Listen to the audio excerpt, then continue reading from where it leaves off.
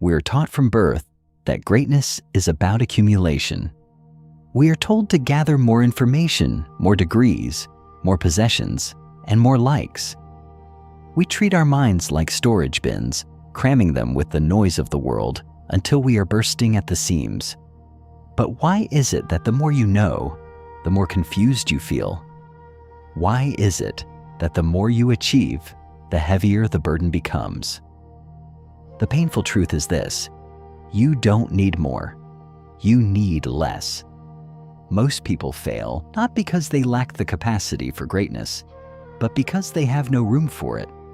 Their inner cup is filled with stagnant water, old beliefs, dead grudges, and the rigid ego of who they think they are. You are trying to pour the nectar of wisdom into a vessel filled with vinegar.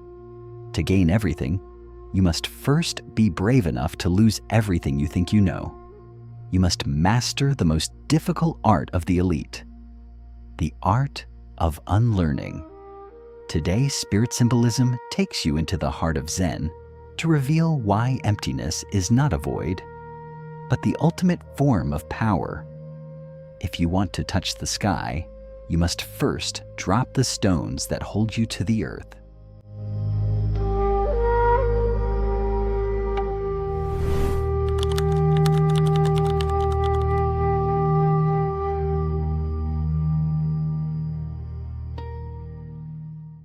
In the late 19th century, a famous university professor traveled to Japan to seek the wisdom of a renowned Zen Master.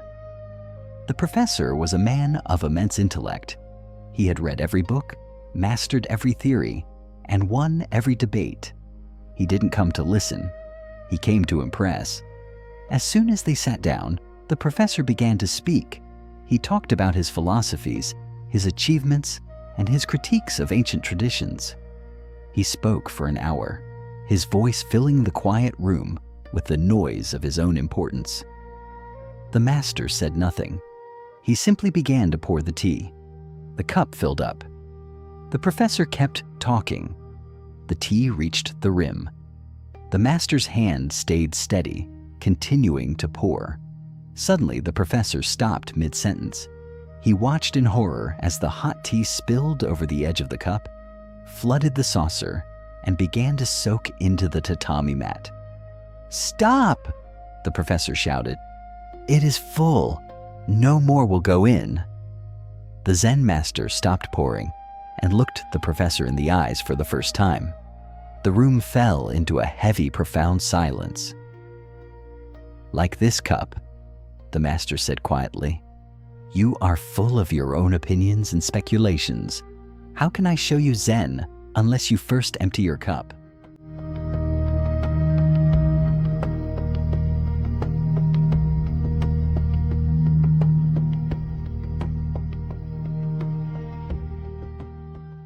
The professor's mistake wasn't his intelligence, it was his attachment to it. In the world of high performance and spiritual mastery, we call this the curse of knowledge. When you think you know everything, you stop being a student of life. And the moment you stop being a student, you stop growing.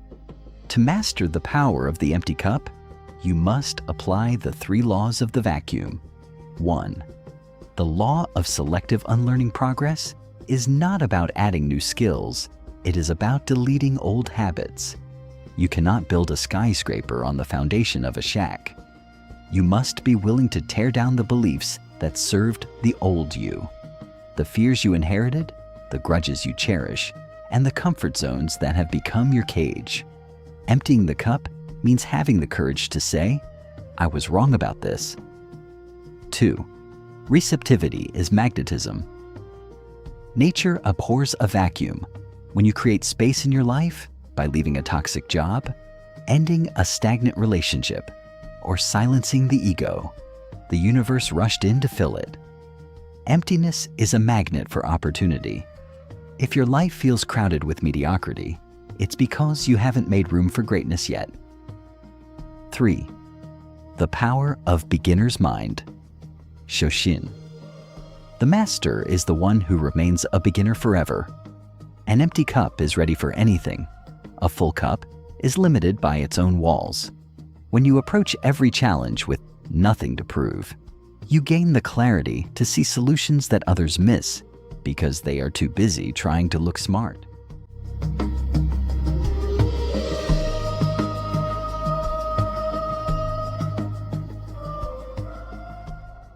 Do not fear the empty space. Do not fear the silence after you walk away from what no longer serves you. Many people spend their lives clinging to a full cup of bitter tea because they are terrified of the moment it will be empty. But it is only in that moment of emptiness, between what was and what will be, that you are truly free. It is only when you let go of who you were that you finally become who you are meant to be. Empty your mind of the noise. Empty your heart of the resentment. Empty your hands of the past. When you become an empty cup, the entire universe becomes your source. You are no longer limited by your own small ideas. You are filled by the vastness of life itself. Are you ready to pour out the old to make room for the new? If you are committing to this journey of unlearning, leave a comment below saying, "I am ready to receive." Let the space you create today be the foundation for your greatness tomorrow. Subscribe to Spirit Symbolism and walk with us into the silence. Empty your cup.